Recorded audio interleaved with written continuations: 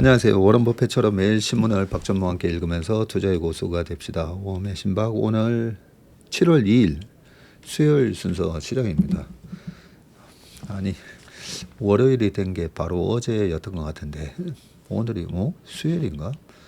네, 그리고 또 7월 1일이 아마 어제 화요일이었다 보니까 오늘 왠지 화요일 같은 수요일인 것 같습니다. 댓글 좀 빨리 읽어보겠습니다. 어제 총 시간이 59분 13초였거든요. 확실히 1시간 안쪽으로 딱 들어왔더니 그저께 1시간 10분 넘어갔더니 조회수가 많이 안 나왔었는데 어제는 13,917회. 무조건 1시간 안으로 끊어야 되겠다. 혹시 50분 안으로 끊으면 15,000이 넘어가려나? 네, 그런 생각도 했는데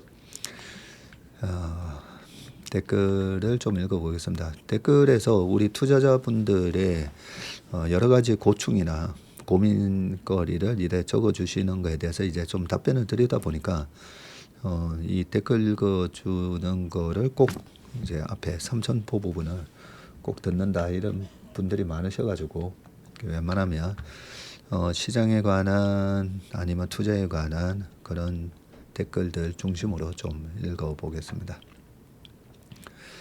부동산 얘기 꼭 해주세요 하셨는데 꼭 해드리겠습니다.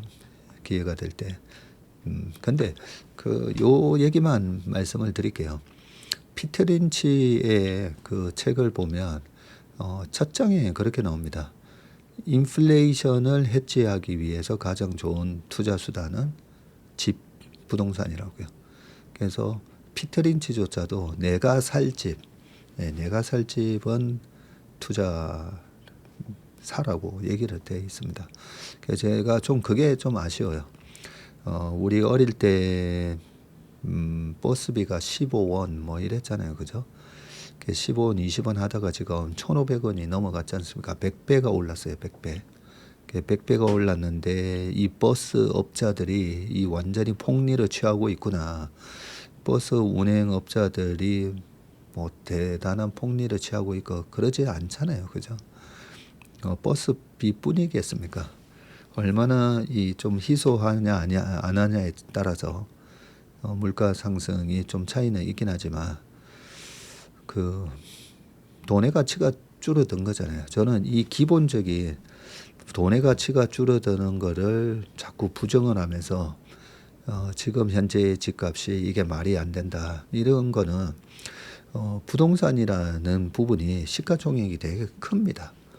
시가총액이 크면 클수록 저희가 매일 아침마다 모닝브리프 때 미국 시장 분석을 하는 이유가 미국 시장의 시가총액이 전 세계 시가총액의 거의 60% 차지할 정도로 굉장히 효율적인 시장이라는 거죠. 어마어마한 돈이 거래가 되기 때문에 그 가격 발견 기능이 뛰어나다는 거고요. 저희가 뭐 시총 300억짜리, 500억짜리 이런 주식 안 한다 했잖아요. 왜냐하면 그렇게 시가총액이 낮을수록 소위 말해서 시세 조정이라든지 조작이 가능할 수가 있다는 거죠. 그렇기 때문에 제가 비트코인에 대해서도 시각을 바꾼 이유가 1,000조가 넘잖아요, 그죠? 1,000조가 넘는 그 시가총액이 이렇게 오랫동안 유지가 되는 거, 그럼 그거는 내가 모르는 가치가 있는 거구나. 굉장히 일반적인 돈으로 기존의 현금으로 할 수 없는 사용 가치가 있잖아요. 그 사용 가치가 뭐 그런 뭐 음성적인 자금, 지하 경제에 많이 쓰이기도 하지만 그래서 시가총액이 1,000조 이상이 유지되는 거를 보고 저 시장은 저 시장 나름대로의 가치가 있구나라고 인정해야 되는 것처럼 부동산도 시장 원리를 시장 논리로 해석을 해야 되는데 많은 분들이 부동산에 대해서 잘못 얘기하고 계시는 분들을 보면 시장 자체를 굉장히 이게 잘못된 시장이다라고 얘기를 하거든요. 시장이 잘못됐다라고 얘기하면서 그러면서 이 시장이 만들어준 이 가격 논리를 계속 부정하잖아요. 저는 그게 옳지 않다고 생각합니다. 저는 지금도 저희 고객분들한테 이렇게 하면 주식으로 번 돈으로 내가 살 집을 사시라고 그런 얘기를 하고요.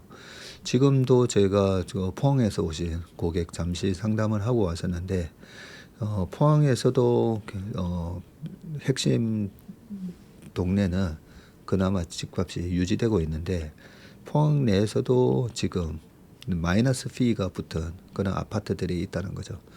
그래서 제가 그런 얘기를 방금 해드리고 왔었는데 저희 부모님 세대만 하더라도 이 인구가 계속 늘어나는 시절이었기 때문에 그래서 부산에서도 어떻게든 네, 저희도 저희 아버지 어머니랑 8평의 그 가게 뒷방에서 함께 제 동생이 태어나기 전이었으니까 그 네 식구가 그 8평 가게 뒷방에서 살았던 기억이 저도 생생하거든요. 그러면서 조그만 주택으로 옮기고 그리고 아파트로 옮기고 그런 과정에서 그 집값이 물가를 그래도 해치할 수준으로는 그동안에 올라줬으니까. 근데 그 부동산이 가격이 오르는 그 자체를 아까 제가 말씀드렸지만 버스비랑 우리가 먹는 그런 짜장면 값이랑 계속 비교를 해보면 서울의 집이 뭐 10억짜리가 3억이 가야 된다. 그런 얘기는 시장 논리에 맞지 않다는 거죠. 아무튼 그 포항에서 오신 분한테도 말씀드렸지만 너무 이제 고맙다는 거예요. 2년 전에 저희 회사에 돈이 3억이 안 돼서 6천만 원은 대출을 받아서 그렇게 해서 저희한테 맡겼는데 특히나 올해 저희가 수익을 되게 많이 내다 보니까 너무 내가 신의 한 수를 했다. 포항에서 대기업 다니시는 분입니다. 대기업 다니시는 분이신데 딱 지금 50대셨는데 2년 전에 정말 그 6천만 원 대출 받아서 저희 회사에 맡긴 게 신의 한 수였다. 근데 이 신의 한 수였다는 얘기를 지난주에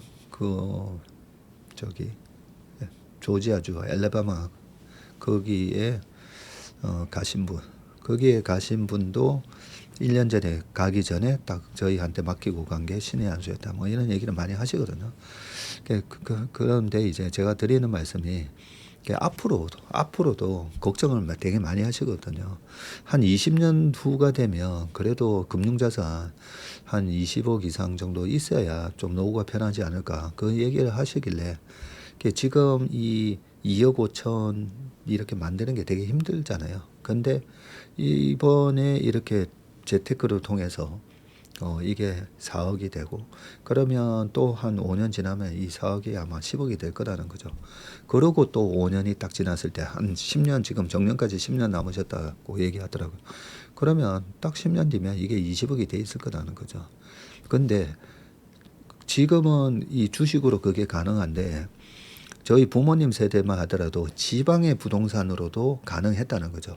부산에서도 이 부동산 그 청약만 잘 해도 어느 정도 집값이 올라가면서 그 돈만큼 내 집을 산 돈만큼은 그래도 인플레이션을 해지하는 그 재테크로서는 성공적인 재테크가 되는데 지금은 보면요. 지방 부동산에 이게 주식으로 번 돈을 땅에 묻는 게 맞나? 그게 걱정이 됩니다, 솔직히. 그리고 옛날에는 꼬마 빌딩 해도 됐잖아요. 근데 제가 꼬마 빌딩 절대 조심해야 된다잖아요. 꼬마 빌딩이든 상가든 부동산으로 재테크로서 이 물가 상승을 해지하는 수단으로는 굉장히 좀 암울합니다. 미국은 지금도 계속 인구가 증가하고 있고요. 미국에서 가장 그 인구 구조가 상으로 가장 많은 인구를 가지고 있는 연령대가 미국이 28에서 32살이 제일 많아요. 여전히 이 젊은 인구가 위로 올라가면서 30, 40대를 지나면서 미국 경제를 활력을 불러 일으키는 그런 동력으로 남아 있을 건데 우리는 지금 0.7 얼마 이 출산율로는 이제 꺾이기 시작했거든요. 그래서 좀 말이 길어질까봐 제가 계속 좀 어제 자제를 했었는데 주식밖에 답이 없다. 네, 솔직히 주식밖에 지금은 이제는 답이 없다. 네, 그런 생각을 합니다. 참 실전 포트폴리오에 대해서 우리 한스님이 올려주셨는데 아니네요. 유튜브 이름 채널님이시니까 월배당 300만 원 바꾸셨다 그죠? 아이디를. 자, 그 1등 포트폴리오 따라하기 위해서 지금 이번에 확 바뀌었잖아요. 그런데 그냥 따라 하시면 돼요. 원래 1등 포트폴리오를 그냥 따라 하시는 게 맞고요. 2등 포트폴리오가 나는 마음에 들어서 2등 포트폴리오를 계속 하셨다는 분들도 그냥 2등 포트폴리오 계속 따라 하시는 게 낫습니다. 이번에 그 3, 4등이 3, 4, 5에 있던 매니저가 1등으로 확 올라왔잖아요. 1, 2등. 그러면 이 매니저들은 6월 달에 거의 20%에 가까운 저게 수익이 나면서 이렇게 바뀌었는데 어떤 종목으로 이렇게 1등이 됐나 연초 이후 그죠?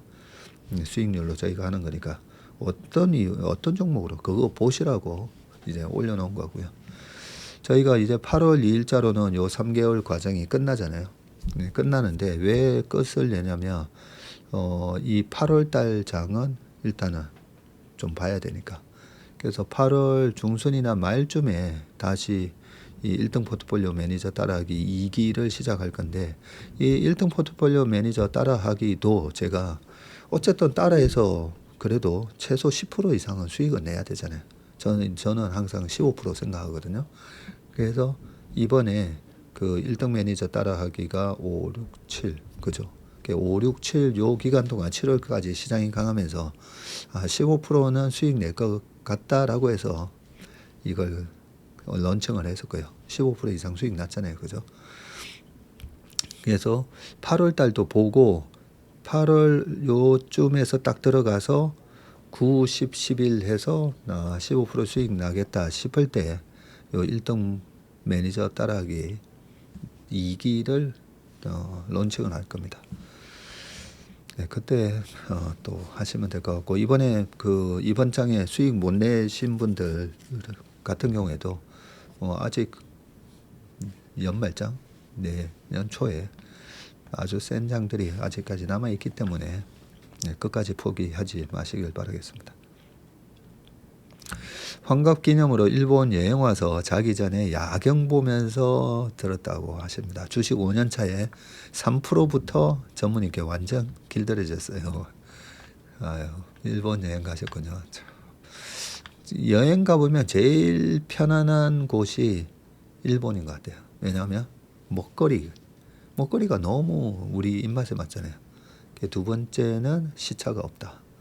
그리고 세 번째는 너무 깔끔하죠. 위생적으로도나 그리고 위험 이런 거, 시큐리티나 이런 그런 거에 대한 걱정 이런 게 없다 보니까 일본 여행 갔다 오면 항상 이렇게 진짜 여행 다녀왔다 이런 느낌 들거든요. 부럽습니다. 네. 코로나 때부터 찾아봤는데 벌써 5년째입니다. 진즉에 인턴 했다면 지금 제가 더 성장했을 텐데 라는 후회는 접어두고 지금부터 열심히 따라가겠습니다. 맞습니다. 뭐죠? Never better than nothing. 네. 안 하는 것보다는 늦게라도 시작하는 게 much better입니다. much better. 지금이라도. 그리고 우리가 옛날에 이 초등학교 때 스피노자의 내일 지구가 망하더라도 사과나무를 심는다. 저는 그 말도 정말 위대한 명언이라고 생각하거든요. 내일 지구가 망할 건데 한 달 뒤에 어떻게 될 건데 그러면서 안 하는 거는 다 그게 핑계라 했잖아요. 우리 몸의 이 게으름에 대한 다 핑계이기 때문에 언제 시작하는가 나이 아무 상관없습니다. 제가 지금 감수하고 있는 책이 그 그 89 대신 일본 할아버지 시게루 할아버지였나? 그 책을 제가 감수하고 있잖아요. 야, 이걸 읽어보면 이 책 나오면 정말 제가 강추해야 되겠구나. 그런 생각이 들 정도로 대단하십니다. 새벽 2시에 일어나셔가지고 이 루틴에 맞게 탁탁탁탁 이 하시는 걸 보면 책 제목이 뭔지 아세요? 주식 투자의 기쁨이에요. 대단하십니다. 그래서 내가 나이가 얼마고 내가 그동안에 못했고가 아니라 시게루 할아버지 투자 경력 70년 이거 감수 빨리 해야 되는데 돈 공부와 마음 공부를 함께 할 수 있어서 좋습니다. 처음 댓글 다는데 미국에 사는데 유튜브가 자동으로 영어 더빙 방송을 해준다네요. 야, 벌써 이 유튜브가 그런 수준으로까지 됐네요. 그러니까 해외 영상을 보면 뭐 베트남 영상이든 중국 영상이든 이제는 그 나라 언어에 맞게끔 이 더빙을 해주나 보네요. 참 대단하다, 그죠? 치즈는 혹시 페타 치즈 아닐까요? 맞습니다. 페타 치즈였어요. 그 흰색에 뭐 약간 초록색 이렇게 박혀 있는 거. 제가 너무 좋아합니다. 올리브랑 같이. 자, 오늘은 라디오 듣는 느낌입니다. 해석고 예전에 그러셨죠. 주식으로 번 돈은 불과 같아서 땅에 묻어야 된다고. 정확하게 기억하고 계시네요. 변동성이 큰 자산이라서 그렇습니다. 불과 같다는 게 변동성이 되게 크잖아요. 그래서 저희 조카한테 그 변동성으로 크게 번 에코프로 팔아가지고 네이버에 옮겨 타라고 2년 전에 했을 때 네이버는 뭐 네이버도 근데 너무 비쌀 때 그때 뭐 저금리 속에서 이제 내 카오밖에 없다 막 이럴 때는 너무 거품이었죠. 그때 그렇게 사면 결과가 안 좋은데 2년 전에는 19만 원 할 때였으니까 저희 조카 보고 제가 그때 산 단가가 얼마였냐 했더니 19만 원이었다고. 그때도 제가 설명을 딱 한 5분 해줬거든요. 주식이라는 게 이래 변동성이 큰데 특히 성장주는 이렇게 크게 올랐을 때 그 성장 스토리가 끝까지 안 가고 중간에 여러 가지 또 부침이 있다는 거죠. 그래서 이렇게 많이 벌었을 때는 14배인가 그때 났다 했잖아요. 난 거는 부동산과 같은. 근데 뭐 2,800만 원으로 부동산 살 수는 없으니까 그때 부동산과 같은 주식. 네이버나 뭐 KTNG 뭐 이런 주식이 되겠죠. 네. 맘스 아트 룸 이분도 영어 스피킹으로 나오는데요. 이 기능이 이제 시작됐나 보다, 그죠? 그러면 벌써 이 댓글에서도 저는 유튜브가 계속 진화하고 있잖아요. 이제는 저렇게 더빙으로 바로 나오면 더더욱이나 유튜브에 머물러 있는 시간이 길어지겠구나. 우리가 요즘 영화관 잘 안 가게 되잖아요. 우리나라도 지금 영화 그렇게 우리나라가 전 세계에서 1인당 영화 보는 편수가 뭐 1등인가 그랬었는데 요즘 이렇게 줄고 있습니다. 그죠? 다 유튜브 때문이죠. 그러면 주가가 조정이 왔을 때는 구글을 사야 되겠구나. 뭐 이런 생각도 합니다. 어제 내 인생은 양봉이다. 그것도 장대 양봉이다. 이 말씀해 주시는데 뭔가 모르게 가슴이 뭉클했다고 하셨습니다. 항상 우리는 늘 그 마음은 가지고 계셔야 돼요. 내 인생은 장대 양봉이다. 그래서 저는 누구를 만나든지 그 얘기를 많이 해줍니다. 그리고 인생 살다가 뭐 내가 사업을 했다가 폭삭 망하고 그랬다 하더라도 나이 40에 뭔가 인생에 배팅을 했다가 그게 운이 안 좋아서 그런 거잖아요. 운이 안 좋아서 그래도 폭삭 망했더라도 밑골이 길게 달렸다 생각하면 돼요. 제가 그저께도 한번 좀 얘기를 좀 했었잖아요. 우리나라 출생률 뿐만 아니라 이 사망률, 자살률 줄여야 된다고. 그래서 제가 이걸 좀 얘기를 많이 해주고 싶더라고요. 우리 10대 자살주도 많이 늘어나고 있는데 마치 내가 이번에 시험 망친 거 그 인생 전체의 긴 나의 인생 그래프를 그렸을 때 그 10대 때 시험 잘못 본 거 그게 이 전체 이 봉으로 따져보면 그 티도 안 나는 봉일 거잖아요. 티도 안 나는 그런 살짝 밑으로 빠진 거. 예, 그런 거에 마음 상해가지고 또 우리 부모들도 마찬가지야. 그걸 가지고 마치 크게 이걸로 인해서 대학 들어가는데 뭐 내신이 어떻고 그럴까봐 걱정을 해서 완전히 애 인생에 큰 문제가 생긴 것처럼 절대 그렇게 얘기하시면 안 됩니다. 우리 주변 보면 다 아시잖아요. 저희 고등학교 모임에 부산 내려가 보면 반에서 50몇 등 하던 친구들 그 60명 중에 50등에서 60등 하는 애들 중에 정말 말도 안 되게 그 중에 한 5명 정도가 훨씬 되게 잘 살고 있어요. 보면 정말 신기할 정도로 잘 살고 있습니다. 근데 잘 생각해 보세요. 주변 친구들 중에 그때 당시에 공부는 못해서도 참 반에서 웃기는 말 잘하고 그런 친구들 잘 살고 있어요. 그죠? 왜 그럴까요? 다 이 공감 능력이 뛰어났다는 거잖아요. 남을 웃길 수 있었다는 고등학교 때.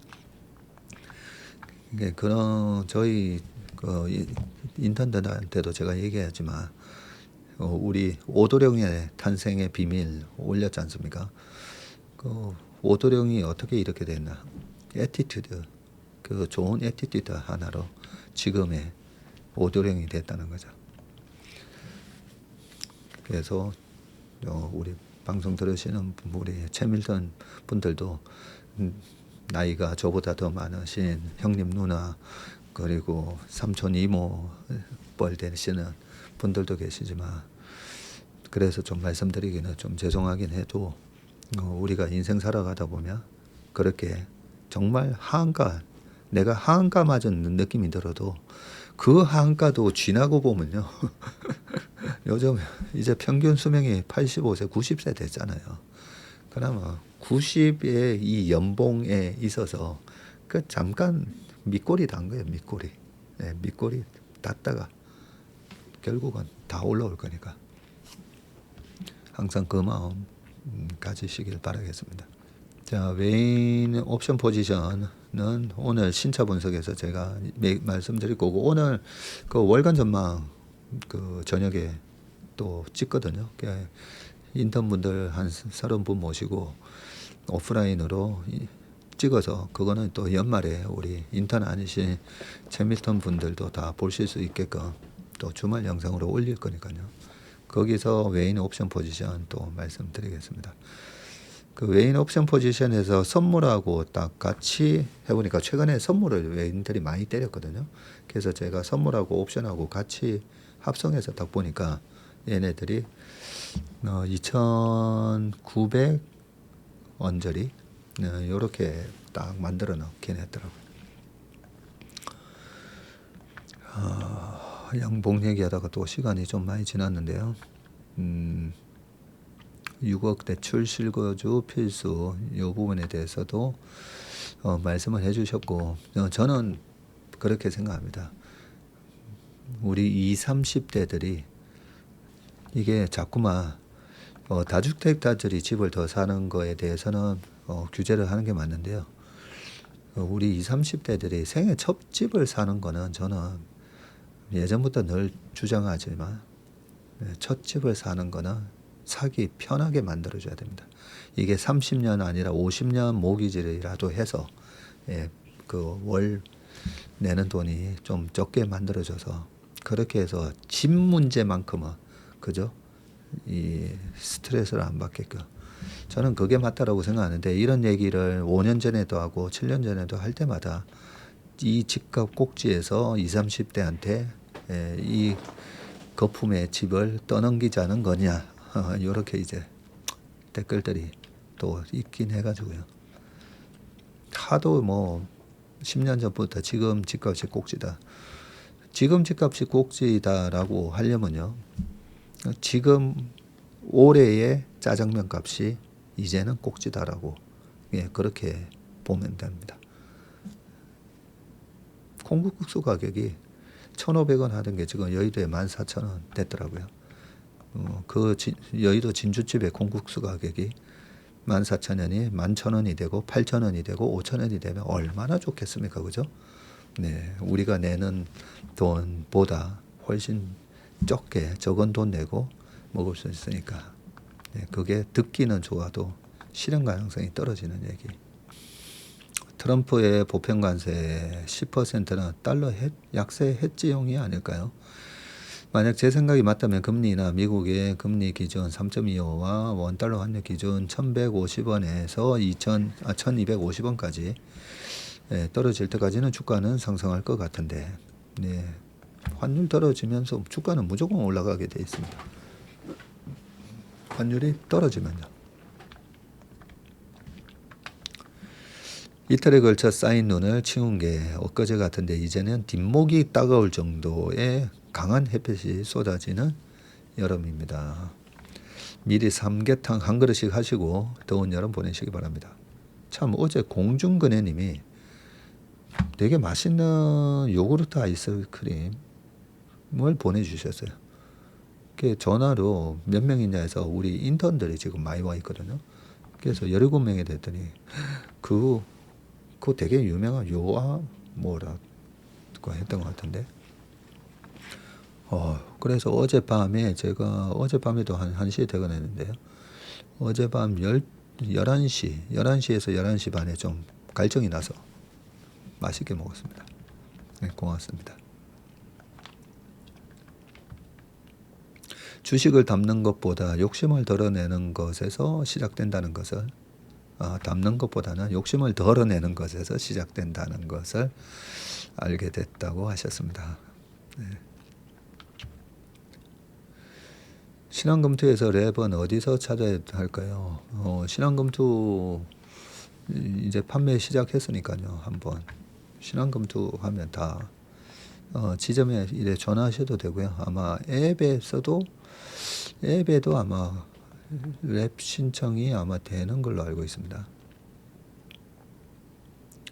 서로 특별한 존재가 되어 간다는 말씀을 들으며 제가 좋은 사람이 되고 싶게 합니다. 네. 항상 우리가 만나는 사람마다의 인연을 되게 소중하게 생각해야 됩니다. 우리가 옷깃만 스쳐도 그죠? 전생에 큰 인연이 있었다는 것처럼 지금 이렇게 매일같이 10,000명이나 되는 분들 엄청나게 소중한 인연이라고 저는 생각합니다. 내일 아침에도 양봉 선생님을 만나서 양봉 기운을 받고 싶습니다. 네, 매일 아침 우리 최상무가 그 자료 발표할 때 보면 그게 느껴지지 않으십니까? 이 자료를 준비하기 위해서 엄청난 에너지, 새벽부터 와서 엄청난 에너지를 쏟아부었구나.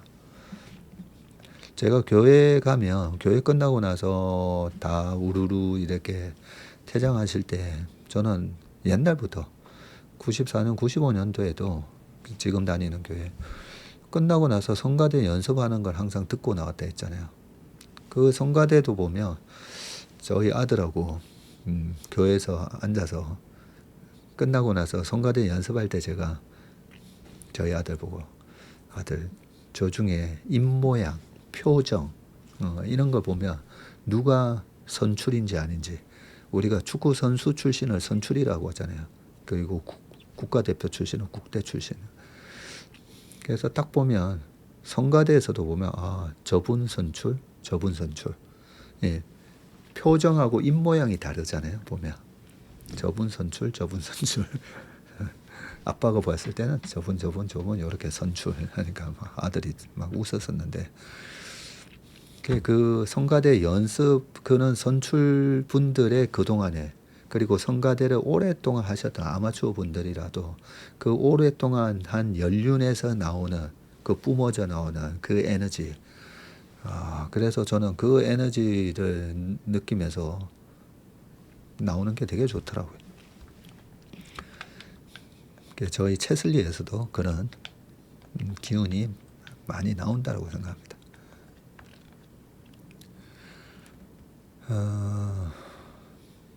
국내 주식 ETF 장난질 이것도 알려주세요. 이게 무슨 말씀인지 모르겠네요. 한 섹터 상승시키면서 왜 같은 섹터 내에 한 종목을 골라서 확대해 버리는지. 그저께인가에 화장품 섹터 올라가는지 그죠? LG생각만 빠졌잖아요. 저도 그런 거 보면서 그 한 섹터 내에서 요즘 헤지 펀드들이 같은 섹터 내에서의 롱숏을 되게 많이 합니다. 예를 들면 삼성전자가 요즘 안 좋았다 보니까 전자 숏 때리고 하이닉스 롱 잡고, 그리고 이 크로스 헤지라고 해서 같은 섹터는 아니지만 다른 섹터끼리도 이 롱 잡고 숏 잡고 또 하거든요. 그래서 그거는 뭐 장난질이라기보다는 독서 같은 헤지 펀드들이 그런 전략을 쓰고 있기 때문인 것 같습니다. 박도환님의 강의 듣고 오셨다는 분들이 또 몇 분 계십니다. 저도 최근에 우리 박도환님이 또 영상 몇 개 올라오길래 보고 있는데, 사람 관성 보면 안다고 했잖아요. 그 2년 전이라 이렇게 딱 보면 막 이렇게 막 바람 잡으면서 와, 그 사심이 가득한 그런 유튜브랑은 좀 결이 다르죠. 보면 우리 서재영 대표님의 느낌도 좀 나고 찐고수의 향기가 많이 납니다. 박도환님의 그런 영상 보시면서 이 성장주라든지 어떤 종목 발굴을 어떻게 이렇게 하는 그 로직을 배우시면 좋을 것 같아요. ETF 늘리는 거 꼭 부탁드려요 하셨고요. 네, 랩 가입하려고 주식 계좌에서 익절하고 털고 돈 빼서 모으고 있습니다. 네, 지금은 사실 그동안에 좀 성과가 안 좋았던 뭐 펀드 상품이라든지 주식형 랩이라든지 이런 걸 7월 초까지는 좀 정리를 쭉 하셔가지고요. 보통 보면 이제 펀드나 특히 주식형 펀드 보면 자산 배분 전혀 안 하거든요. 그리고 하지 말라고 되어 있습니다. 주식형 펀드는. 그래서 항상 주식 90% 이상 가져가게 되어 있는데, 그러다 보니까 시장 좋을 때 올랐다가 안 좋으면 또 박살나고 하니까 지금은 저희는 랩이나 이림이나 지금 현금 비중을 많이 늘려놨잖아요. 저희는 직접 저거 자산 배분까지 합니다. 왜냐하면 자산 배분이 제일 어렵거든요. 어려워서 안 하는 경우가 많은데 저희는 여러 가지 이제 퀀트 분석이나 이런 걸 해서 좀 자산 배분까지 합니다. 그래서 저희가 지금 랩이나 랩 상품 모집을 많이 하고 있는데, 그 랩 상품 삼성증권이나 이런 랩을 해도 저희가 직접 그 지금도 담아서 가져가야 될 주식이 있고요. 좀 기다렸다 살려야 될 주식이 있는 거거든요. 그걸 저희가 하고 있습니다. 보통은 그는 뭘 자산 배분까지 하려고 해. 고객이 이미 자산 배분해서 주식에 맡겼는데 그냥 주식 다 사면 돼. 라고 저희는 저희 업계에서 그렇게 얘기하거든요. 근데 아니잖아요. 우리 고객분들이 막 몰렸을 때 보면 약간 이 밸류에이션이 비쌀 때 몰리게 돼 있잖아요. 이 대중 심리에 의해서. 근데 고객이 자산 배분을 이미 한 거니까 자산 배분하지 말고 무조건 그냥 다 사? 아니잖아요. 그래서 제가 21년도에 액티브 ETF 막 출시되는 거 보고, 야, 이 지수에서 이 비싼 가격에서 액티브 ETF를 출시한다고? 그거 출시하면 무조건 90% 이상 주식 담고 가는 펀드거든요. 그게 마이너스 한 4, 50% 났다가 최근에 보니까 본전 근처 간 것 같은데, 저는 우리 또 이 펀드 운용력도 좀 더 업그레이드가 돼야 된다고 생각합니다. 고객이 맡겼기 때문에 무조건 다 주식을 사야 된다. 그건 아니라고 생각합니다. 이거 질문이 너무 많은데요. 여기까지만 좀 하겠습니다. 랩이나 이런 질문은. 그리고 삼성증권에 있는 그 KB증권 자문 서비스 있잖아요. 그거는 랩하고 다른 겁니다. 채슬리, K리딩, 퀀트의 힘, 퇴직연금, 요 세 가지는 자문 서비스예요. 그래서 이거 가입하시면 포트폴리오가 딱 날라오고 그거 보고 그냥 직접 하시는 거거든요. 요거는 자문 서비스고 랩하고는 다르다. 랩은 그냥 랩 가입해 놓으시면 저희가 포트폴리오 운용을 그 랩 운용팀하고 같이 해서 그 계좌 자체를 다 직접 운영하는 거고요. 지금 얘기하신 요 세 가지는 자문 서비스입니다. 삼성증권, KB증권에 있습니다. 최근에 DB증권도 이 자문 서비스를 론칭을 한 걸로 알고 있습니다. 자, 여기까지 하고요. 벌써 시간이 35분이 지나갔는데 중요한 질문들이 많아서 좀 얘기를 길게 좀 했습니다. 자, 그러면 웜의 신박으로 넘어가 보겠습니다. 노동시장 실버 크로스 현실화라고 되어 있고요. 청년 노인층 경제활동 참가율인데 지금 요 회색이 15세에서 29세고 청년층이다, 그죠? 그리고 노인층 60세 이상의 노인층은 이렇게 돼 있는데 아마 60세 이상 대신 우리 형님 누님들은 60세 이상인데 이게 노인층이라고 이렇게 하면 좀 서글플 것 같은데, 그죠? 예, 저도 이제 뭐 얼마 남지 않았지만 제 마음은 28 청춘이거든요. 아직까지도 이 28 청춘들하고 제가 축구하고 있지 않습니까? 마음은 28 청춘인데 축구 영상 찍어 놓은 거 보면 뛰는 거 보니까 너무 느리더라고요. 요즘 발목도 안 좋아가지고 잘 뛰지도 못하고요. 노인이라고 하는 거 좀 70세 이상으로 좀 우리 또 70세 또 형님 누님들은 또 싫어하실 수도 있겠지만, 그죠? 노인에 대한 우리 사회적 인식이 우리 그 톰 형님 보세요. 톰 크루즈 형님 보면 지금도 얼마나 잘 뛰고 그 스턴트 하고 하는 거 보면 지금 63세 정도 되셨잖아요. 노인에 대한 기준은 좀 이제 시각을 바꿔야 된다고 생각합니다. 최소한 65세 이상으로 좀 지하철 공짜로 타는 지공대사가 되는 나이도 65세잖아요. 근데 나 지공대사 됐어 하시는 분 보면 형님 아직 그렇게 노인스럽지 않은데. 그래서 70 이상으로 우리가 좀 바꿔야 되지 않나, 좀 그런 생각을 합니다. 자, 그리고 노인 빈곤율 추이인데 이렇게 쭉 떨어져 있는데 뭔 얘기인가 보겠습니다. 60세 이상 고령층의 경제활동 참가율이 청년층과 비슷한 수준까지 올라왔고요. 60세 이상 고령층인데, 네, 그러니까 이 고령 아니다니까요. 이렇게 일할 수 있잖아요. 현 상태로라면 올해 안에 60세 이상 고령층의 경제 활동률이 청년층을 넘어설 것이라는 전망이 지배적이다. 뭐 쭉 적혀 있는데요. 예전에 비해서 올라왔다, 뭐 이런 얘기고요. 45%였다가 지금 49%고 그 백세 김영석 교수님 말씀도 일할 수 있을 때가 일하라고 말씀하셨잖아요. 그리고 실제 우리 일하고 싶잖아요. 근데 요즘 우리 젊은 층하고는 좀 다른 거는 있어요. 이 젊은 층은 강원국 작가만 하더라도 FIRE, 그죠? 예, Financially Independent 하면 경제적 자유가 되면 Retire Early. 근데 저는 아직까지도 그게 맞는가는 모르겠어요. 일을 안 하면 굉장히 심적으로 돈이 많더라도 심적으로 스트레스가 많을 것 같은데.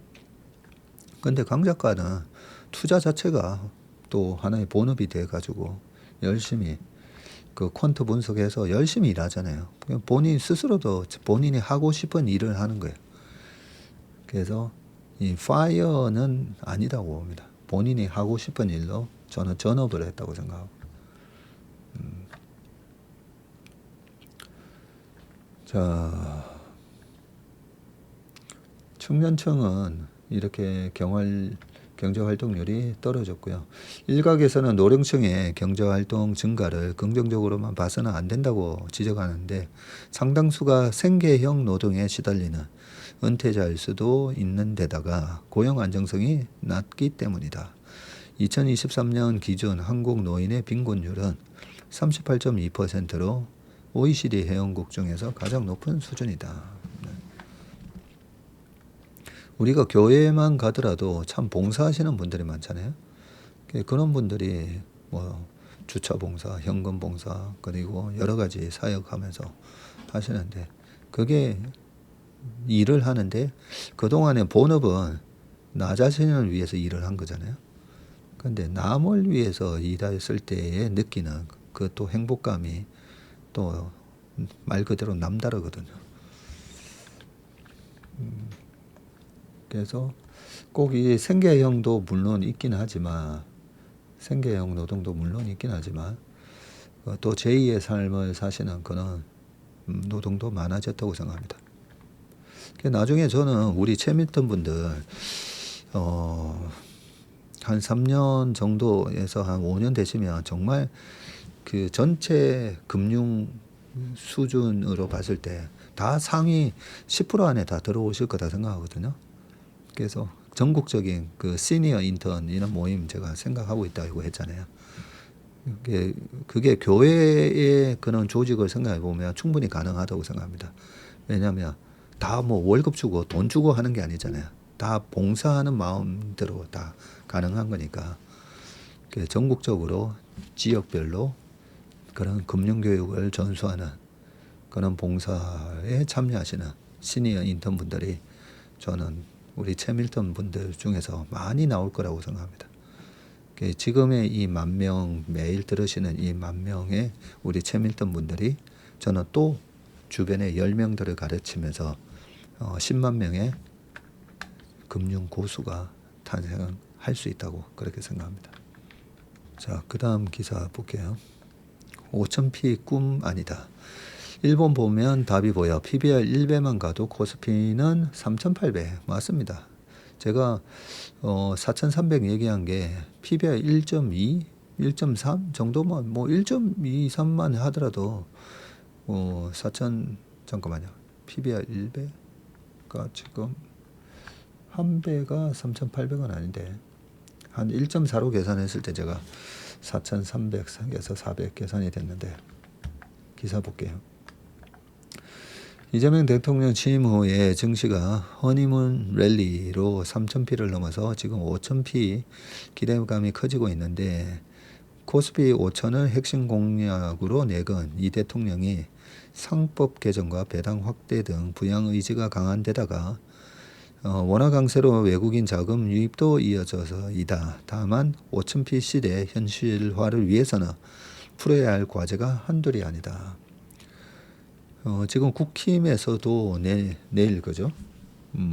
상법 개정에 대해서 다시 좀 우호적으로 처리하는 걸로 좀 바뀌었다 이런 얘기를 제가 들었습니다. 주가는 EPS에서 PER을 곱한 것인데 여기 좋은 내용들 나오네요. 과거 고성장기 때 EPS 성장이 주가를 끌어올렸다.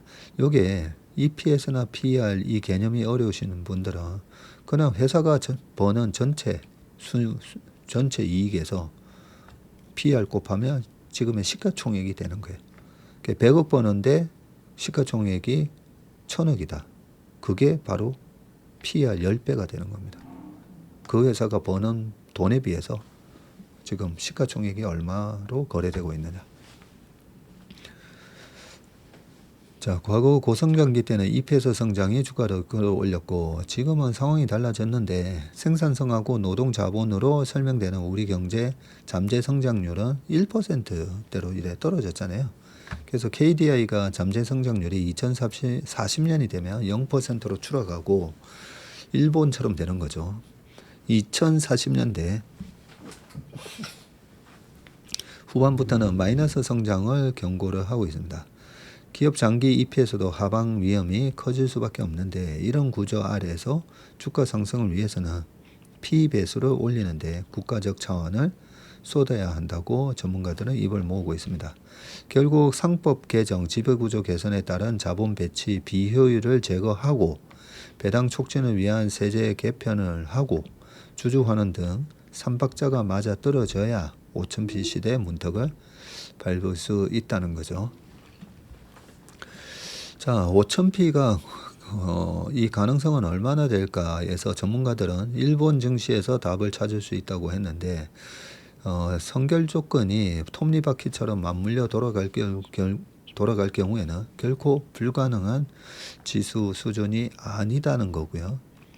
자, 코스피 5000이면 지금 PBR 기준으로 순자산, 아까 PER은 그 회사가 한 해 버는 이익 대비해서 시가총액이라 했잖아요.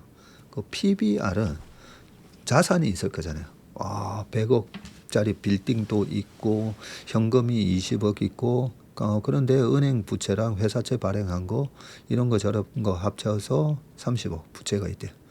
그래서 자산에서 부채 빼면 그러면 90억이 있다. 90억인데 시가총액이 900억이에요. 그러면 PBR 10배에 거래되는 거죠. 근데 PBR 10배면 저희 회사에서는 PBR 10배 넘어가면 그때부터는 좀 주식 줄여라. 최근에 PBR 10배 넘어간 기업 중에 하나를 저희가 다 팔았거든요. 약간 분할 이슈가 보니까 주주가치를 위해서라기보다는 대주주 지배력을 위한 그런 분할이라서 인적 분할인데도 그러면 이제 바이바이 해야 되겠구나. PBR도 거의 10배가 됐기 때문에. PBR 10배라는 말은 우리가 가게 같은 걸 한 5억 정도 들여서 막 인테리어에서 가게를 차렸어요. 근데 그 5억은 그 인테리어를 했으니까 자산으로 잡히는 거거든요. 일단은. 이제 뺄 수는 없는 자산이지만 그래서 가게를 차렸는데 5억이 들었다고 치자고요. 그런데 10배에 거래된다는 말은 50억. 이 가게를 다시 되팔려고 하는데 50억 내놔.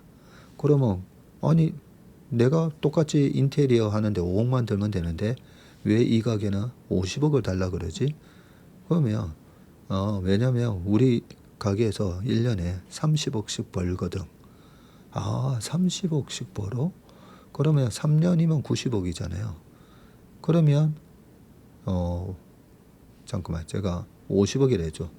50억인데 30억씩 벌면 무조건 사야 되죠. 1년에. 2년이면 다 되는데.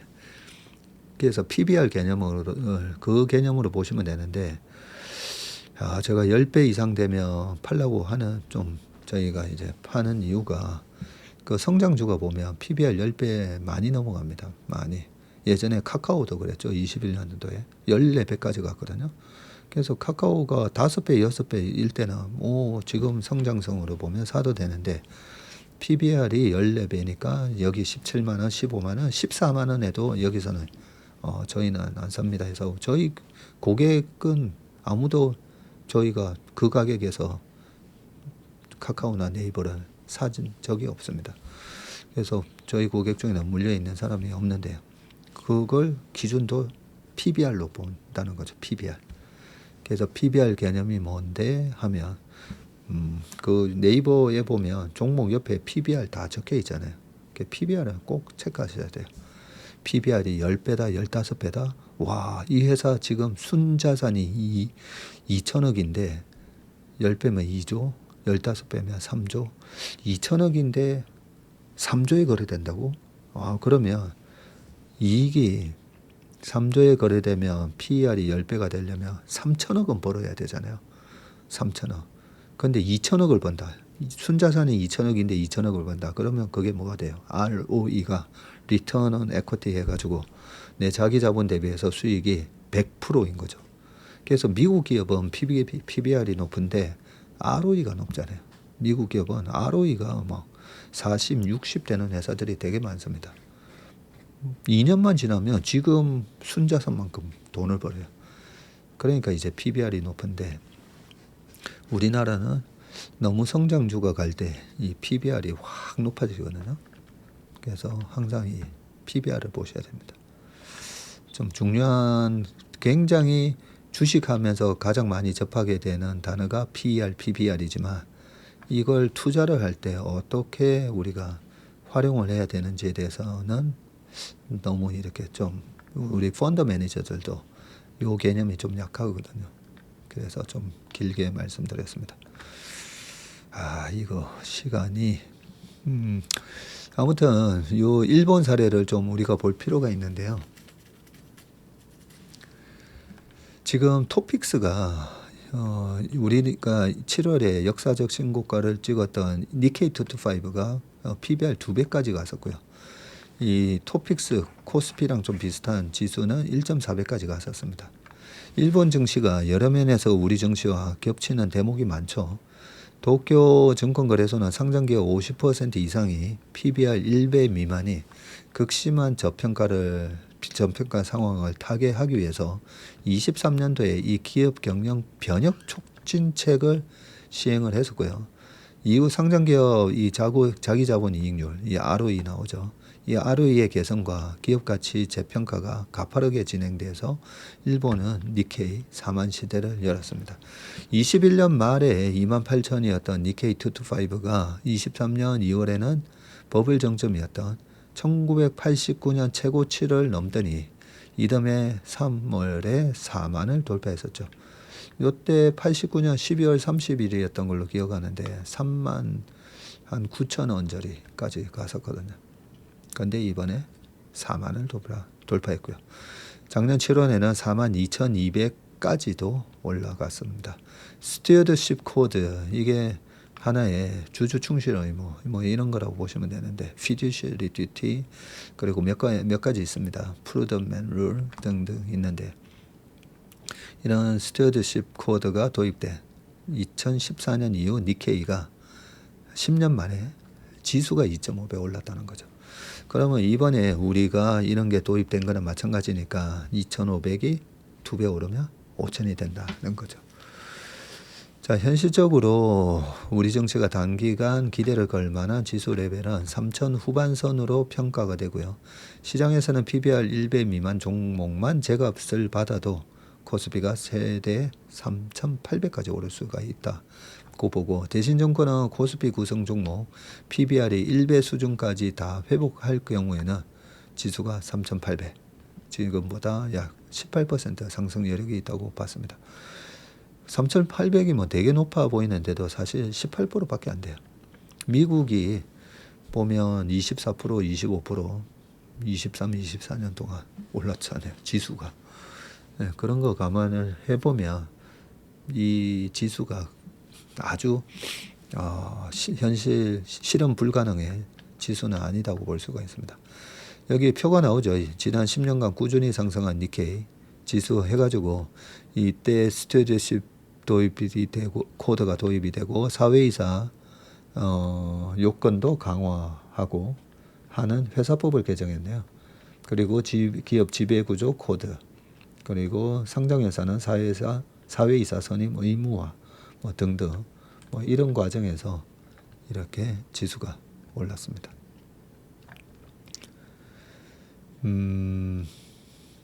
이 밑에는 여러 가지 중요한 부분들을 쭉 해놨는데요.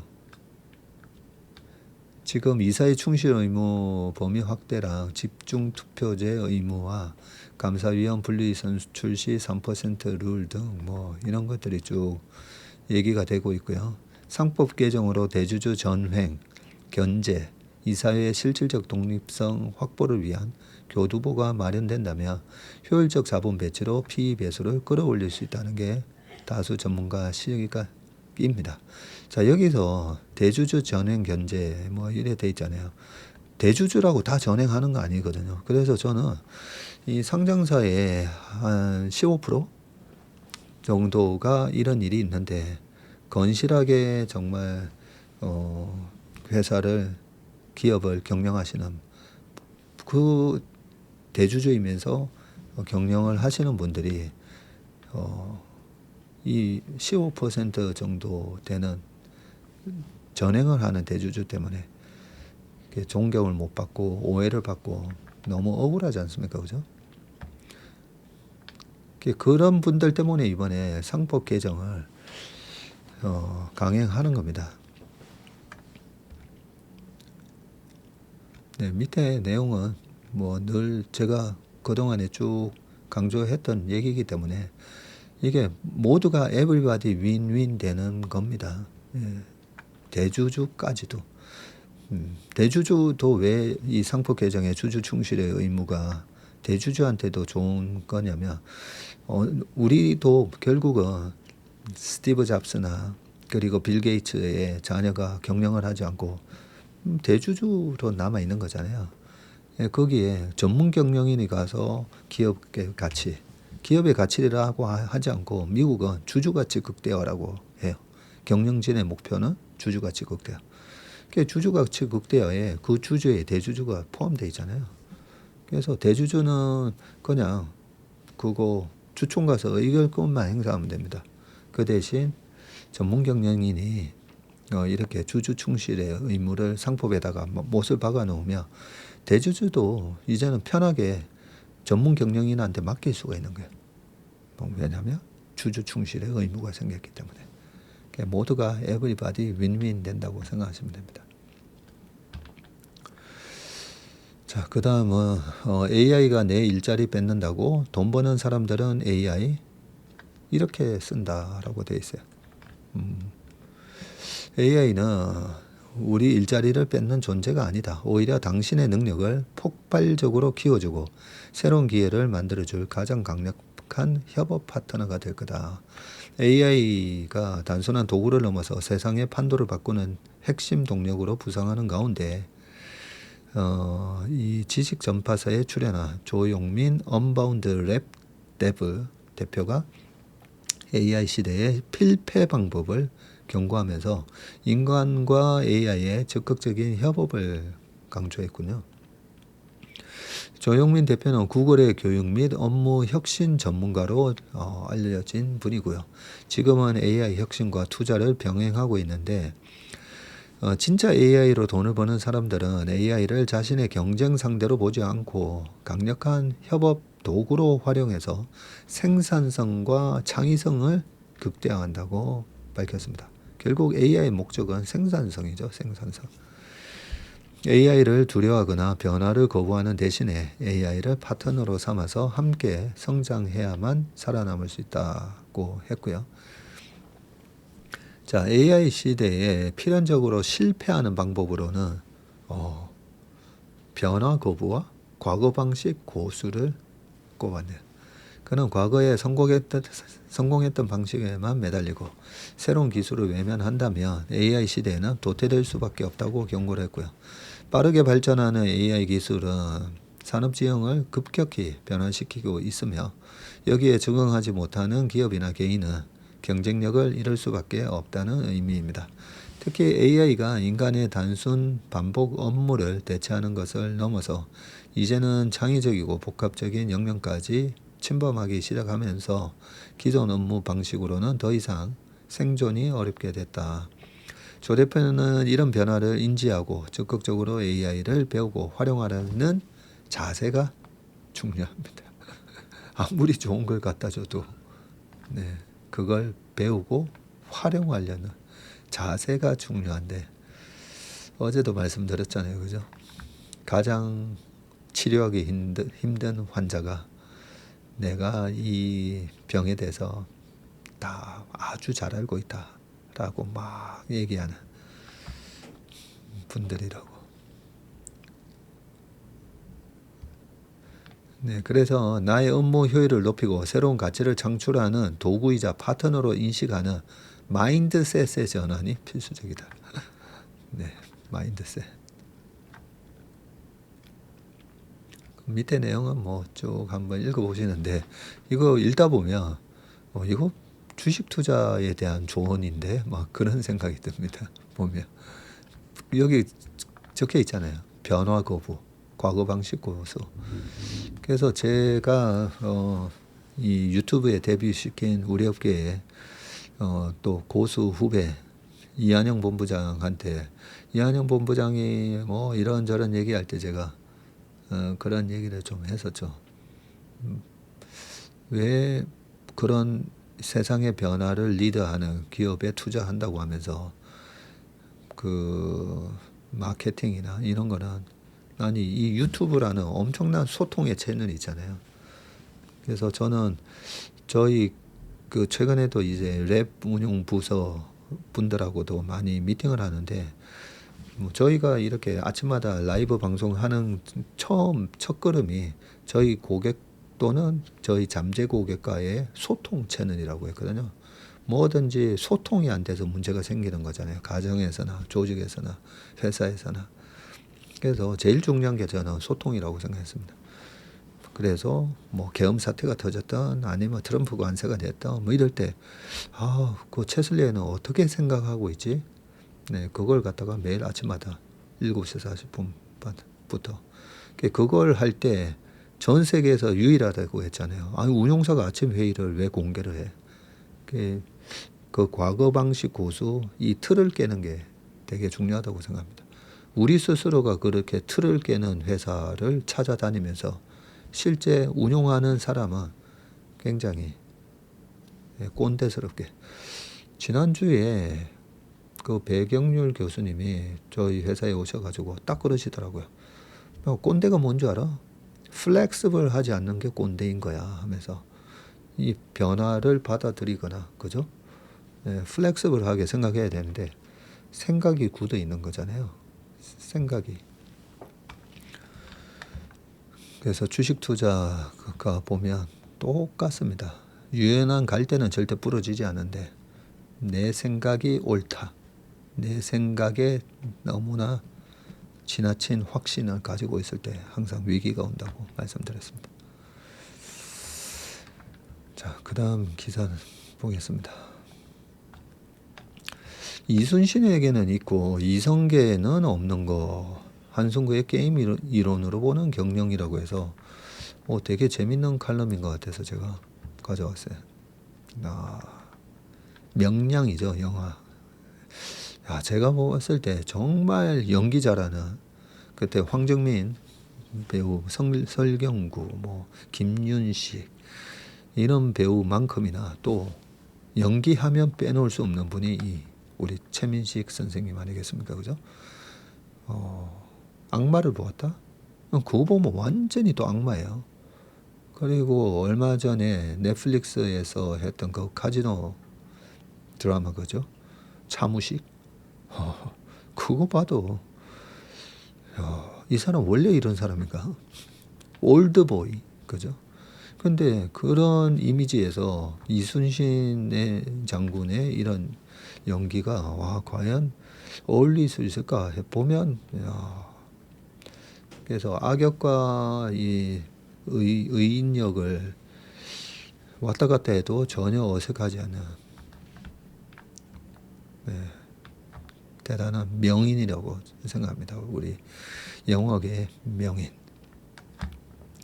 자, 임진왜란 당시 전력에서 조선군을 크게 앞서는 왜군을 혼자 힘으로 막아냈다 해도 과언이 아닐 정도의 큰 공을 세웠던 이순신 장군을 국왕인 선조가 백의종군 시킨 일은 다 한국이라면 다 알면서 가장 통탄에 맞지 않는 역사적 순간일 건데, 하지만 이순신의 백의종군은 개인적인 억울함과 배신감의 문제에서 그치는 것이 아니라 이순신 장군이 억울한 백의종군을 하고 있는 사이에 새로 삼도 수군 통제사로 임명된 원균이 선조의 지시를 따라서 진격하다가 이 칠천량 해전에서 참패해서 원균을 포함한 조선 수군의 대부분의 장수와 병사가 몰살당하고 막강했던 조선 수군도 겨우 12척 남게 되죠.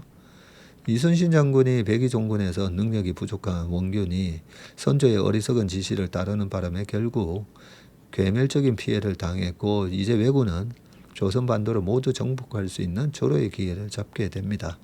이순신 장군의 백의종군을 생각하면 같이 떠오르는 것이 있는데, 그로부터 200여 년 전에 고려의 이성계 장군이 결심했다. 위화도 해군인데요.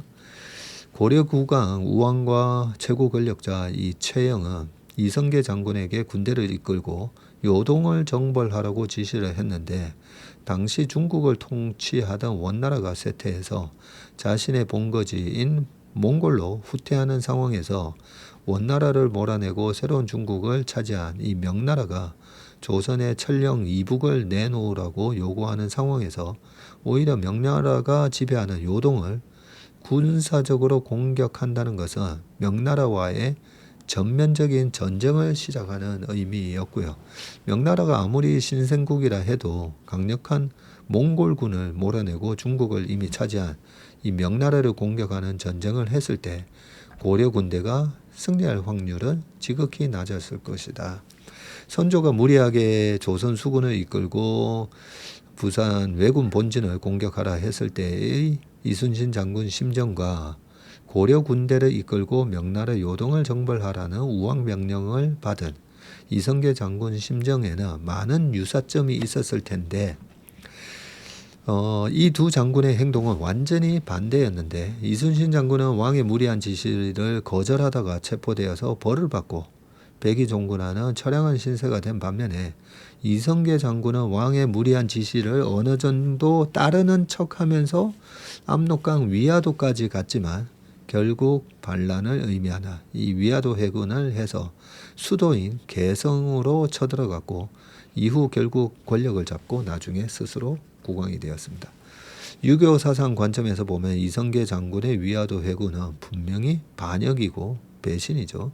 아무리 왕의 지시가 비합리적이더라도 반란을 일으켜서 왕을 쫓아내면 안 되는 건데 반면 비합리적인 지시를 따르지 않다 결국 처벌을 받은 이순신 장군 행동은 유교 사상의 모범이죠. 하지만 그렇다고 우리가 이순신 장군이 옳았고 이성계 장군은 틀렸다고 할 수는 있나? 이성계 장군은 부패하고 쇠퇴한 당시 고려의 정치 시스템을 개혁하면서 조선이라는 새로운 국가를 건설을 했고요. 그 결과 백성의 삶은 크게 개선되었다. 반면 이순신 장군 행동은 개인적으로는 모범적이었다고 할 수 있겠으나 국왕 처벌을 순순히 받는 사이 조선 수군은 괴멸되어서 국가의 운명이 위태로워졌죠. 조선은 개국한 지 200년이 지나 당파 싸움이 시작되고 기득권 계층에 의해서 백성의 삶이 피폐화되고 있었는데 이순신 장군은 왜군 침입에 대비하지 못한 조선 지배청을 획기적으로 개혁할 기회를 놓쳤던 것이 아닐까. 당시 조선 수군은 조선 병력에서 압도적인 세력이었을 터인데 이순신 장군이 역성혁명까지는 아니더라도 백의 종군을 거부하고 계속 삼도 수군 통제사 지위를 고집했다면 과연 멀리 의주에 있는 선조가 이순신 장군을 체포할 수 있었을까? 사실 이순신 장군이 백의 종군하라는 선조 명령에 순순히 응하지 않고 수군 통제권을 내놓지 않았다면 임진왜란이 끝나고 나서 조선의 개혁 세력이 되어서 조선 발전에 도움이 될 수도 있지 않았을까 하는 상상도 가능하다. 그러게요. 어쨌든 왜 위화도 해군과 같은 혁명적인 행동을 하지 못했을까? 경제학의 협상 게임, 바게닝 게임에서 중요한 요소가 바로 이 대안, 얼터너티브의 존재인데 대체제죠. 대체제. 만일 당신이 협상 상대방에게 나는 당신과 협상을 안 하더라도 다른 협상 대상자가 있어 라고 말할 수 있다면 당신은 협상에서 아주 유리한 결과를 얻을 수 있죠. 이때 바로 그 다른 협상 대상자가 바로 대안입니다. 당시 고려왕이었던 우왕에게는 이성계 장군에 대한 대안이 존재하지 않았는데 홍건적과 왜구 같은 외적 침입이 빈번하던 시기에 조선에서 그런 전투를 승리로 이끌 능력을 가진 장수는 이성계뿐이었고 물론 최영 장군이 있었지만 최영 장군은 벌써 그때 당시에 70세를 넘긴 노인이셨군요. 그래서 대안이 되기 힘든 상황이었군요. 따라서 이성계 장군이 없다면 요동정벌은 고사고 왜구의 침입도 막을 수 없는 상황이라서 대안이 없었는데 반면 선조에게는 이순신 장군에 대한 대안이 존재했는데 명나라에서 보내준 명나라 원군이 있었고요. 임진왜란 초기에 명나라 원군의 파병이 없어 오로지 이순신 장군에게 의지할 수밖에 없었지만 원군이 파병이 되고 나서는 이순신 장군은 없어도 명나라 군대가 조선을 지키기 위해서 왜군과 싸워줄 것이므로 선조로서는 자신의 지시를 자꾸 거부하는 이순신 장군이 반드시 필요하지는 않았다. 한국 역사의 역성혁명이 성공한 대표적인 사례가 이성계의 위화도 해군과 왕건 장군이 섬기던 왕인 궁예를 몰아낸 혁명이다. 그러면서 여기 밑에 궁예의 얘기도 나오고 재밌다, 그죠? 네, 되게 재밌는데 결론이 자신의 위치가 동점적인 상황인지 아니면 자신을 대체할 수 있는 사람이 있는지 전략적으로 가장 먼저 고려돼야 한다는 의미다. 네, 되게 재밌게 설명을 해주셔가지고요. 한순구 연세대 경제학부 교수님이신데 저희가 주식 투자할 때 아까 말씀드렸지만 대체 불가 이 한마디로 다 그 판단을 다 할 수가 있거든요. 대체 불가한가? 네, 우리가 뭐 K로 붙는 거 뭐 많잖아요. K조선, K반도체, K배터리 뭐 등등 했을 때 K화장품, K뮤직. 네, 이게 대체 불가인가 관점만 딱 따져보면 너무나 명확하게 답이 나옵니다. 그 다음에는 이제 밸류에이션을 따지는 거죠. 근데 처음 이 대체 불가라는 이 개념을 생각하지 않고 밸류에이션만 보면 대체 불가 쪽에는 대체재가 되게 많은데 근데 밸류에이션 싸다고 사는 우를 범할 수가 있습니다. 네, 그래서 뭐 저희 아침 모닝 브리프도 그렇고 웜의 신박도 그렇고 저희 회사가 운용하는 운용도 그렇고 저희가 항상 제가 저희 직원들한테 얘기하는 게 각자의 자리에서도 마찬가지고 나는 대체 불가한 인력인가 얘기를 많이 합니다. 이게 대체 불가하게 너무 길게 하는 유튜브 경제 방송이 되어가고 있는 것 같은데요, 그죠? 이거 참 정말 대체 불가인데 이 수출 내용 좀 보시기 바라겠습니다. 미 관세도 6월 수출 4.3% 이렇게 반짝반짝했고요. 월별 수출액 증감률 보면 올라오고 있습니다. 대미 수출도 늘어나고 있고 전체 총 수출도 올라오고 있는데 중국에서 지금 큰 변화가 있죠. 네, 평화적으로 잘 권력 이양이 되면 이 대중 수출이 꽤 좋아질 수가 있어요. 대중 꼭 수출은 아니더라도 중국 부자들의 소비가 크게 늘어날 수가 있습니다. 그게 우리나라 내년에 4,000포인트를 출하해야 하는 큰 모멘텀이 될 겁니다. 요 수출 내용은 한번 읽어보시고요. 자, 마지막이 이주세 천당과 지역 카카오페이 신기루인가 돌풍의 시장인가인데 자, 스테이블 코인 대장주로 지난달에만 102% 올랐어요. 한국은행 경고에 고점 대비 33% 급락하고 이 변동성이 커졌습니다. 자, 이 카카오페이가 이렇게 올라간 것도 스테이블 코인이 되고 어쩌고 저쩌고 하면 카카오페이, 네이버페이 그래서 카카오 네이버가 같이 막 올랐던 거잖아요. 자, 그런 내용들인지 그게 이제 디지털 자산 기본법이 발의되고 나면 뭐 이렇게 봐야 되는데 그래서 카카오페이 직원들이 그 물려있던 우리사주 다 공모가 넘었다고 하잖아요.